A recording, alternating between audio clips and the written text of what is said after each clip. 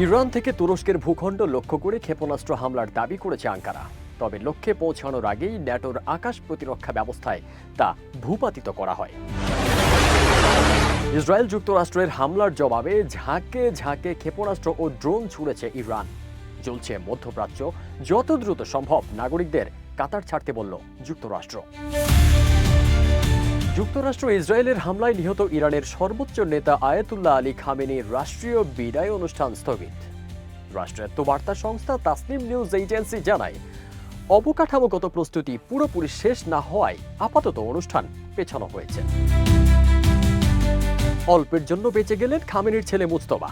যুক্তরাষ্ট্র ও ইসরায়েল বিমান হামলা করে তাকে হত্যার চেষ্টা করেন। দুটি ইরানি সূত্রের বরাত দিয়ে এই তথ্য নিশ্চিত করেছে আন্তর্জাতিক বার্তা সংস্থা রয়টার্স। যুক্তরাষ্ট্র ও ইসরায়েলের সঙ্গে চলমান সংঘাতে ইউরোপীয় ইউনিয়নকে না জড়াতে সতর্ক করল ইরান।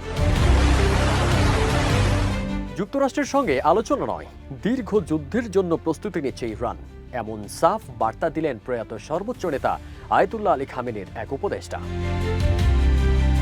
ইরানের বিরুদ্ধে সামরিক অভিযানের 4 দিনে $200 কোটি সরঞ্জাম হারিয়েছে যুক্তরাষ্ট্র। সবচেয়ে বড় ক্ষতি হয়েছে কাতারের আল উদেইদ বিমান ঘাঁটিতে থাকা প্রারম্ভিক সতর্কতা রাডার ব্যবস্থার। এর মূল্য প্রায় $1.1 বিলিয়ন। ইরানের সাথে যুক্তরাষ্ট্র ইসরায়েলের যুদ্ধে তেলের দাম হুহু করে বাড়ছে, চাপে বিশ্ব অর্থনীতি। যুক্তরাষ্ট্র ইসরায়েলের হামলার জবাবে পাল্টা হামলা অব্যাহত। আবারও মার্কিন F-15 ভূপাতিত করল ইরান। ইরানকে তুরস্কের হুঁশিয়ারি, ক্ষেপণাস্ত্র হামলার নিন্দা জানালো ন্যাটো।